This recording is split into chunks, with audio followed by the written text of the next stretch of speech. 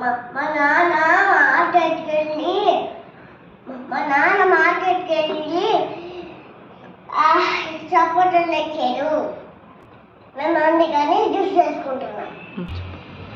వాటిని ఫస్ట్ నీళ్ళు కట్టుకోవాలి. ఇది కావాలి. నేను కడిగిన తర్వాత టోకలు తీసుకోవాలి.